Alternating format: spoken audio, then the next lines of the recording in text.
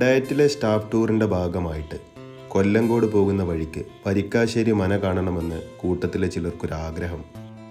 വണ്ടി നേരെ മനയിലേക്ക് 1902 നിർമ്മിച്ച 4 ഏക്കറിൽ സ്ഥിതി ചെയ്യുന്ന വരിക്കാശ്ശേരി മനയിൽ ഞങ്ങളെത്തി.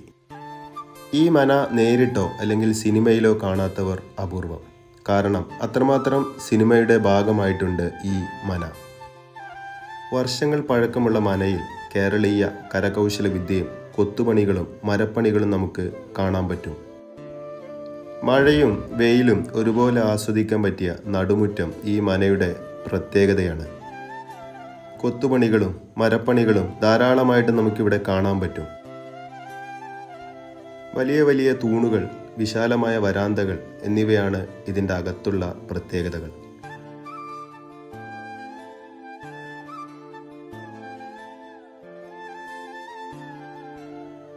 3 നിലയെന്ന് തോന്നിക്കുന്ന ഈ മനയുടെ ചെറിയൊരു ഭാഗം മാത്രമേ സന്ദർശകർക്കായിട്ട് തുറന്നു കൊടുത്തിട്ടുള്ളൂ.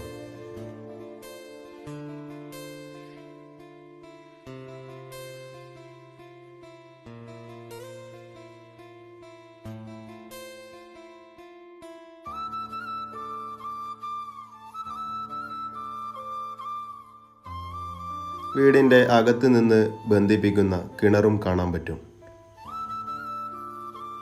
പുരാതനമായിട്ടുള്ള അടുക്കളയും അതിൻ്റെ ഭാഗമായിട്ടുള്ള അടുപ്പും ഇന്നും തനിമയോടെ നിലനിർത്തിയിട്ടുണ്ട് അവിടെ. ഇതുപോലെയുള്ള കൊത്തുപണികൾ നിറഞ്ഞ വാതിലുകൾ ധാരാളം ഈ മനയിലുണ്ട്.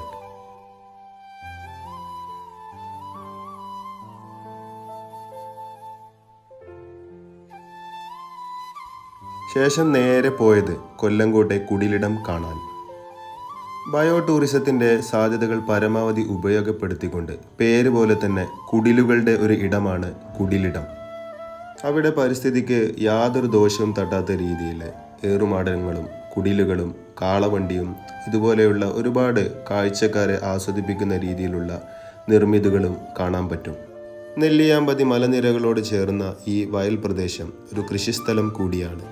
അയ്യപ്പേട്ടൻ്റെ കടയിൽ നിന്നും ഉച്ചഭക്ഷണത്തിന് ശേഷം ഇനി സീതാർകുണ്ട് വെള്ളച്ചാട്ടം കാണാം. താമരപ്പാടത്തിനടുത്ത് നിന്നും നമുക്ക് ജീപ്പ് വഴി സീതാർകുണ്ട് വെള്ളച്ചാട്ടത്തിനടുത്ത് എത്തിച്ചേരാൻ പറ്റും.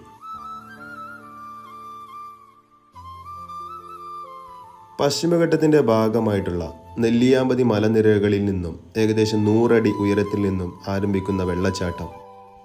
പോകുന്ന വഴി അല്പം അഡ്വഞ്ചറാണ്, എങ്കിലും നമുക്കവിടെ എത്തിച്ചേർന്ന് കഴിഞ്ഞാൽ മനോഹരമായിട്ടുള്ള ഒരു വെള്ളച്ചാട്ടം കാണാൻ പറ്റും. പ്രതികൂലമായ കാലാവസ്ഥ കാരണം അങ്ങോട്ടുള്ള എൻട്രി പരിമിതപ്പെടുത്തിയിരുന്നു. വളരെ ദൂരെ നിന്നുകൊണ്ടാണ് ഞങ്ങൾ വെള്ളച്ചാട്ടം വീക്ഷിച്ചത്. എന്നാലും ഒരു മനോഹരമായിട്ടുള്ളൊരു കാഴ്ച തന്നെയാണ് അവിടെ നമുക്ക് കാണാൻ പറ്റിയത്. ശേഷം ഞങ്ങൾ താമരപ്പാടത്ത് മനോഹരമായിട്ടുള്ള നെൽകൃഷിയുടെ അരികിലും വരമ്പിലും കാഴ്ചക്കാരെ ഏറെ ആകർഷിക്കുന്ന രീതിയിലുള്ള പ്രകൃതിയെ സംരക്ഷിച്ചുകൊണ്ടുള്ള പല പല നിർമ്മിതികളും നമുക്ക് ഇവിടെ കാണാൻ പറ്റും. മനോഹരമായ കാറ്റും തണുപ്പും പച്ചപ്പും ഈ പ്രദേശത്തെ ഒന്ന് വ്യത്യസ്തമാക്കും.